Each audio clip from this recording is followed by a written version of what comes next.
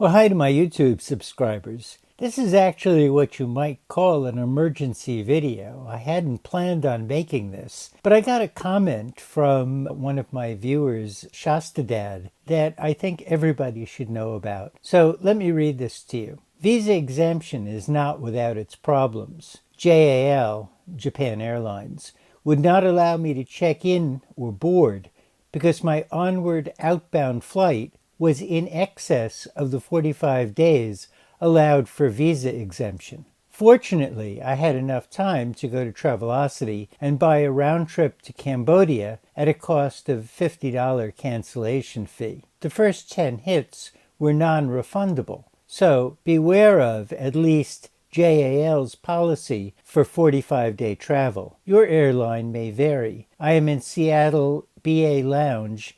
Next is immigration at Bangkok. Well, I feel pretty bad for Shastadad's situation, and I'm happy that he was able to remedy it at the airport. But you should certainly take this as an indication that getting your return or onward ticket for more than 45 days from your date of travel does have its dangers. So one, you should certainly check with your airline to see what they say before you buy the ticket. Different airlines do have different understandings of these immigration rules. So as far as I know, immigration will allow you an onward ticket within 75 days. But the airline, I think, doesn't get the message and is holding strictly to the 45-day rule. So good to talk to the airline in advance. Clearly, if you want to be perfectly safe, arrive at the airport with an onward or return ticket for within 45 days. If you want to stay longer, maybe you can get a ticket that's changeable or refundable, or maybe just get a cheap throwaway ticket. But the message is pretty clear. Immigration may allow you to have a return ticket beyond 45 days, but it seems like some of the airlines haven't gotten the message. If you want to be perfectly safe, that arrive at the airport prepared for this, have a return or onward ticket that's dated for within 45 days of your flight to Thailand. I'm sorry to have to report this. I know this is an inconvenience for people, but it seems like the interpretation of these rules varies from airline to airline, and it's very possible that they also vary from customs official to customs official,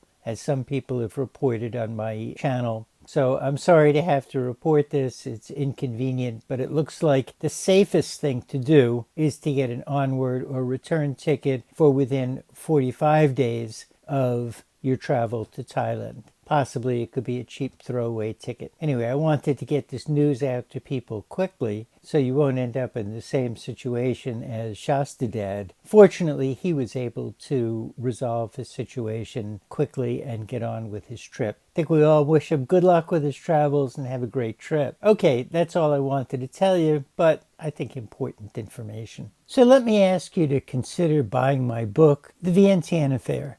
I think it's a very good book. It's exciting, and I think you'll enjoy it. You can find order information in the description to this video. I recommend buying the audiobook from audible.com or Amazon, or if you're an Audible member, you can use a credit to listen. But what I really wanted to ask you today is to take a look at my website, robertsultan.com. I'll put a link in the description.